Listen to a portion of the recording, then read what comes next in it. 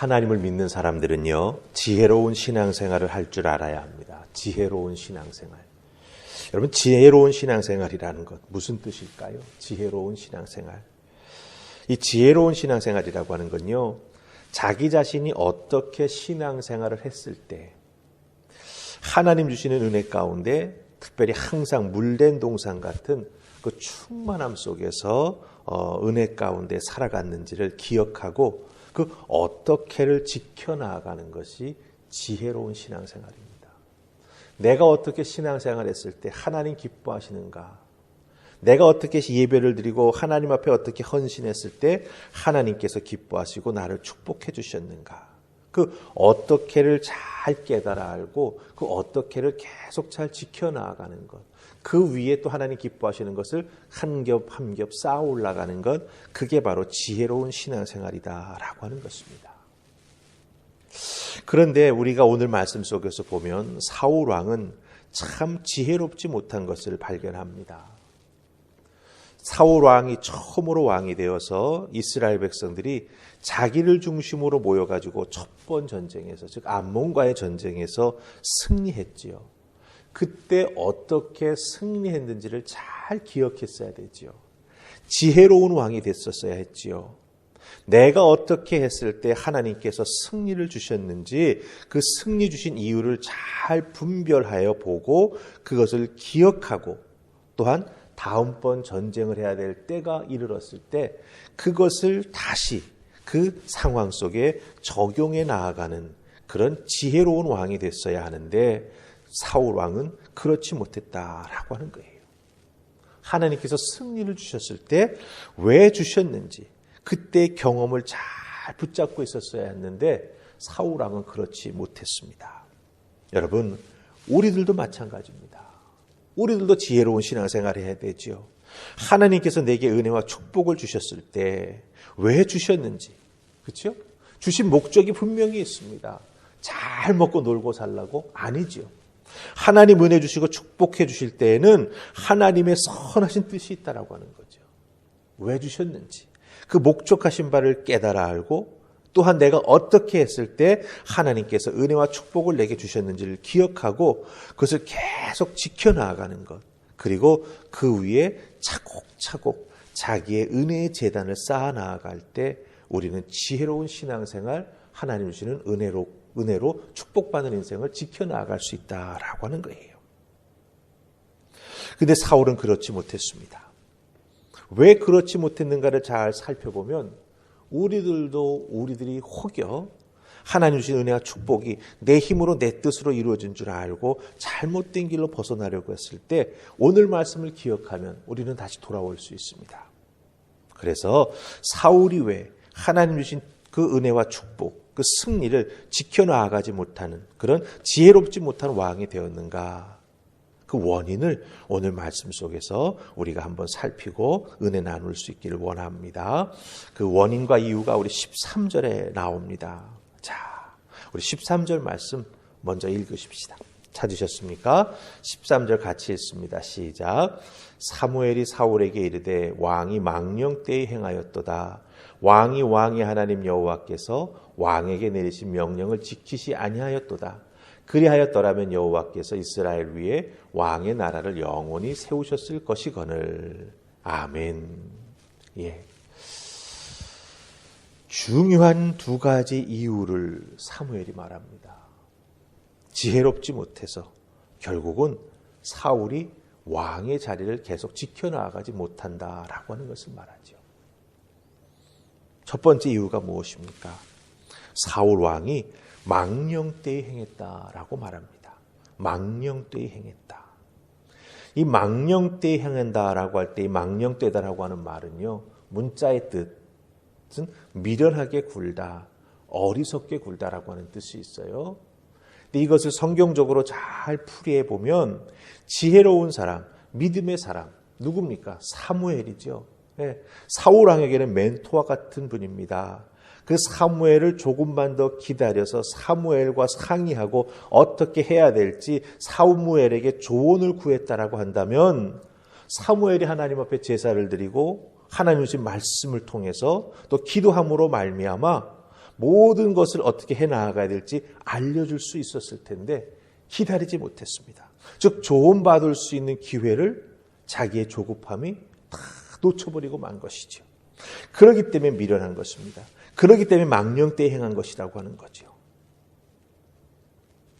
강력한 군대를 가지고 쳐들어온 블레셋이 문제가 아니라 뭡니까? 지혜로운 신앙생활에 나아가기 위해서는 망령되이 행해서는 안 된다라고 하는 겁니다. 기도와 조언을 받을 수 있는 사람이 있다면 꼭 찾아가서 먼저 내가 결정하기 전에 함께 머리를 맞대고 기도하며 하나님의 뜻을 구하는 그런 신앙의 자세가 꼭 필요했었는데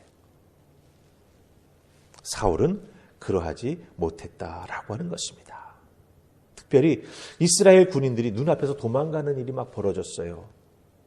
블레셋의 군대가 엄청 많이 나오는 걸 보더니 그 이스라엘 군대의 백성들의 마음이 정말 돌돌 떨었죠. 그래서 도망가는 모습을 보았습니다.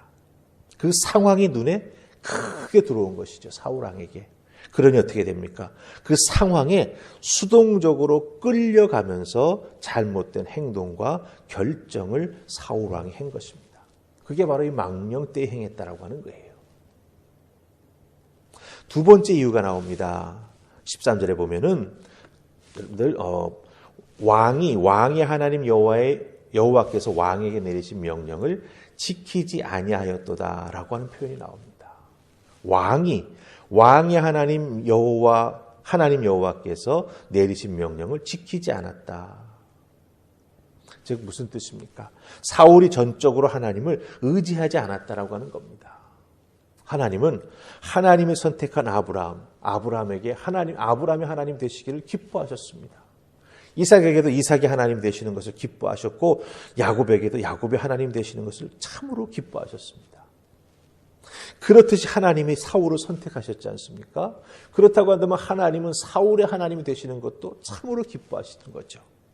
그런데 사울이 스스로가 사울의 하나님 여호와께서 사울에게 주신 말씀과 명령을 지키지 않았다라고 하는 겁니다. 즉 사울 스스로가 하나님이 자기의 하나님 되심을 거절했다라고 하는 거죠. 그러니까 사울은 전쟁의 승패가 사람에게 달렸다라고 생각하고 사람에게 주목하고요. 그로 인해서 하나님의 명령, 하나님의 말씀을 지키지 않고 순종하지 않게 되었다라고 하는 것입니다. 잘 보십시다. 망령되이 행했습니다. 그리고 하나님을 전적으로 의지하지 못했습니다. 그러니 어떻게 됩니까? 자꾸 사람만 보이고 상황만 보이는 거예요. 사람이 많으면 승리할 것 같습니다. 근데 그게 아니라고 하는 거죠. 그래서 사울 왕은 참으로 지혜롭지 못한 왕, 결국은 그 끝이 아름답지 못한 믿음의 사람이 되고 말았다라고 하는 것입니다. 그런데 여러분들, 사울은 계속해서 이것 때문에 잘못된 일들을 계속 연거푸 범하는 것을 보게 됩니다. 또 하나, 사울이 지혜롭지 못한 이유가 15절에 나옵니다. 자, 우리 15절 말씀 같이 읽으십시다. 자, 시작. 사울이 길갈에서 일어나 떠나 베냐민 기브아로 올라가니라. 사울이 자기와 함께한 백성의 수를 세어보니 600명 가량이라. 아멘. 자, 여러분 잘 보세요. 근데 15절 바로 앞에 사울 왕을 향해서 사무엘이 뭐라고 말합니까? 사울 왕이 하나님 말씀하신 걸 지키지 않았으니 이제 새로운 지도자를 뽑을 겁니다. 그 말을 했어요. 그 메시지를 전하고 그 자리에서 일어나 길갈을 떠나서 베냐민 기브아로 사무엘이 가버렸습니다. 근데 그 순간 사울이 뭐 하죠? 자기와 함께한 백성의 수, 즉 군인의 숫자를 세웠어요. 지금 사무엘이 떠나는 그 순간 사울은 뭘 해야 되는 게 합당한 모습이고 지혜로운 신앙인의 모습일까요? 사무엘을 붙잡아야죠. 나를 떠나지 말아달라고. 내가 하나님 앞에 범죄했으니 내가 하나님 앞에 회개할 수 있도록 하나님 앞에 제사를 드려달라고. 그렇죠? 번제의 제사를 드려달라고. 하나님과 화목할 수 있도록 화목제를 올려달라고 매달려야 했습니다. 그런데 사무엘이 떠나자 자기와 함께한 백성의 수를 셉니다. 하나님 말씀 어기고 자기 스스로가 번제를 드리면서 뭔가 해보려고 앞에서 막 했지 않습니까? 그런데 사울과 함께 남은 백성의 수는 600명입니다. 왜 숫자 셉니까? 어떻게 싸울까? 새로운 싸울 방법을 생각하는 것이죠. 예, 정말 자기가 무엇을 해야 될지를 알지 못하는 거예요. 정말 지혜롭지 못한 사울의 모습을 봅니다. 회개해야 될 때 사람의 숫자를 세고 있습니다. 새로운 방법을 동원하면 승리할 것 같습니다. 그런데 이스라엘 군대의 손에는요, 사울과 베냐민에게만 칼과 창이 있어요. 쇠로 만든 것이 있어요. 네. 그 위에는 아무도 가지고 있지 않다. 사울과 요나단만이 가지고 있어요. 쇠로 만든 거는. 이런 상황에서 군대의 숫자를 세면 무슨 소용이 있습니까? 아무런 소용이 없죠. 네. 하나님을 의지해야 할 때 하나님을 의지하지 못했습니다. 엎드릴 때 하나님 앞에 엎드릴 때가 언제일지 아는 것, 그게 참 지혜로운 것 같아요. 그렇기 때문에 여러분들 신앙생활에 나아갈 때 우리들의 눈에 자꾸 상황이 크게 보이고 사람이 크게 보일 때 잘 분별해야 합니다. 그리고 지혜로운 믿음의 사람이 되어서 하나님 내게 은혜 주셨을 때가 어떤 때인지, 그 은혜를 내가 어떻게 지켜나갔을 때 하나님이 나를 축복해 주셨는지를 잘 기억하고 그 어떻게를 자꾸 쌓아나가야 돼요. 이렇게 적용하고 저렇게 적용하면서 그 영역을 넓혀 나아가며 차곡차곡 그 어떻게를 쌓아나갈 때 우리는 하나님 앞에 지혜로운 성도가 될 줄로 믿습니다. 하나님 한 분만 붙잡고 세상을 향해 눈 돌리지 아니하고 상황에 휘둘리지 아니하는 믿음의 사람이 될 줄로 믿습니다. 여러분 한 분 한 분 하나님 앞에 뜻을 구하며 하나님 한 분만 의지하며 기도함으로 나아가는 믿음의 사람들 다 되시기를 주님의 이름으로 축복합니다. 아멘. 우리 기도하십시다. 하나님 아버지 감사합니다. 사울왕의 지혜롭지 못한 모습을 봅니다. 하나님이 승리 주셨을 때, 하나님이 이기게 해주셨을 때 어떻게 승리할 수 있었는지 돌아볼 줄 아는 사람, 그것을 꼭 붙잡고 다음번에 적용할 수 있는 믿음의 사람, 그것이 바로 우리들의 믿음의 모습이 되어야 할 줄로 믿습니다. 하나님 깨달아 알게 하시고 깊이 마음속에 되새김질하면서 아무리 어렵고 힘든 상황이 온다 할지라도 내게 승리를 주신 하나님이 나와 함께 해주심을 믿고 담대한 믿음으로 지혜롭게 신앙생활에 나아가는 우리 모두가 되게 하여 주시옵소서. 그 지혜를 통해 세상을 이기는 우리 모두가 될 수 있기를 소원하옵고 예수님 이름으로 기도하옵나이다. 아멘.